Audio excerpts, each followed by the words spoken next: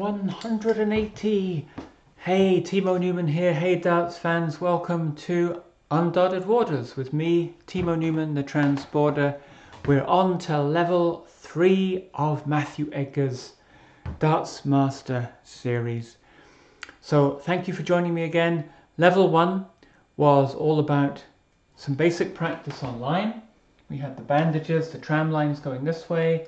Level 2 was about getting the range or the length. We had our tram lines going this way, getting darts in between them across the center of the board. And we're going to combine those two things today, line and range, with some basic targets. And those targets are going to be the segments. And this is going to be two different versions of clock where we aim for segments.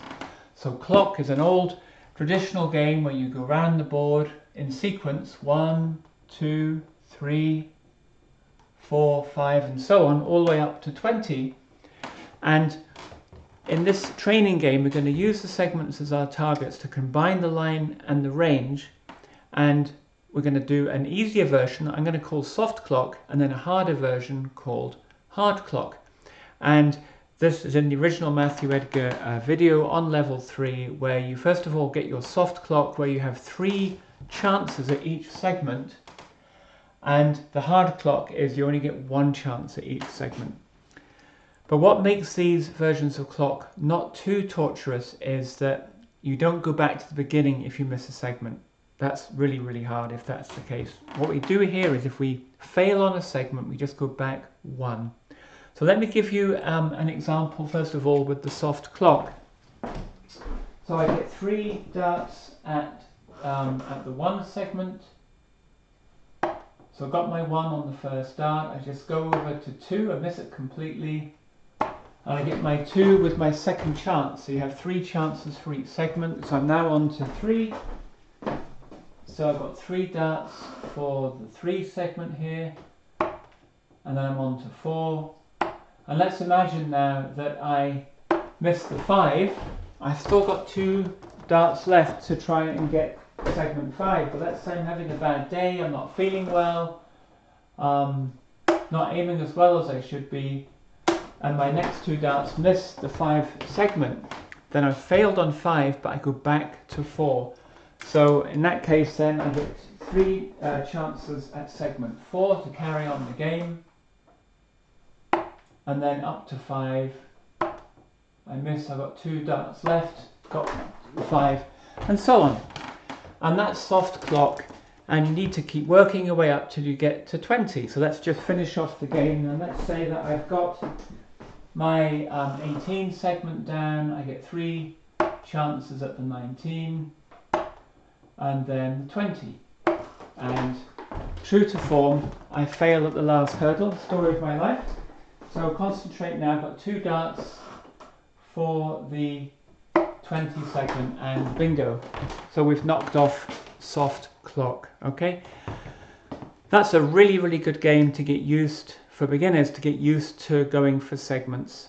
And we see even the elite players failing on segments sometimes. You know, you'll see this in a game where someone will have, say, a 41 out shot. They've got to go 9 double 16 if they prefer that way of getting 41. If they're James Wade, they'll go 1 double 20. Good on you, James. I like that way out as well, but most players go 9 double 16. By the way, the reason James doesn't go for double 16 presumably is because he's left-handed. I'm also left-handed. How many elite players though are left-handed? Very few. That's going to be a subject of a future video. Very interesting. The dartboard's kind of biased to right-handed players, I think. But anyway, let's see. Yes, but you often see players, because they relax, because the big number's the easy bit and then the double's the hard bit, but they relax and they miss the big number. The commentator tut-tuts, the player's embarrassed, the crowd is laughing, very uncomfortable. So even the very, very best players sometimes have difficulty with segments, and I think part of the problem is there's not really anything to particularly aim for in a segment. When you're aiming for a double or a treble, your eye is absolutely on that little coloured region, but when you've got a segment, a big part of a segment, there's no particular target. So if you see some imperfection in the board, like a little notch or something, aim for that and that will help you hit the big number. Okay, so Let's go on to hard clock then. It's exactly the same, except you only get one chance per segment. It's a lot harder. Be very, very good practice for beginners or early dart players. This might be quite a challenging level now, but just work at it and you will eventually get there, and it'll be brilliant practice for combining your line and your range. So let's just have a go then at the hard clock. So I got my 1, I missed my 2, so I have to go back to 1 again. See, I failed on my 2, I immediately have to go back to 1. And so I'm going for my 2, and then I'm going for my 3, and I missed my 4, so what I'd have to do is go back to 3, okay? But that's the way that game works, the hard clock, and you work all the way around until you get to 19 and 20, and then you're done. And what you'll find with hard clock is that as you get to the higher numbers, if you've never completed it before, your heart will start to beat, because it's quite hard to get up to those higher numbers. And what you might find is that you get to the 19, then you fail on the 20, you're back to the 19, you fail, you go back to the 18, you fail, you go back to the 17, and you start to actually get frustrated and throw too quickly, don't concentrate, and you just come down the ladder. Very, very frustrating. So when you get to the higher numbers with hard clock, try to relax, try to take your time, try to maintain your breathing. And if you do fail, say from 19, go back to 18, don't worry. Just refocus, go for your 19, and then go for your 20. And it's great practice to kind of throw under pressure.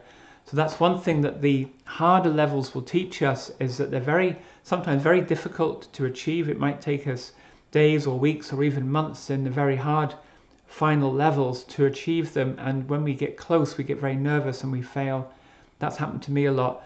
But it's good training for throwing under pressure, which is, of course, what happens in competitions.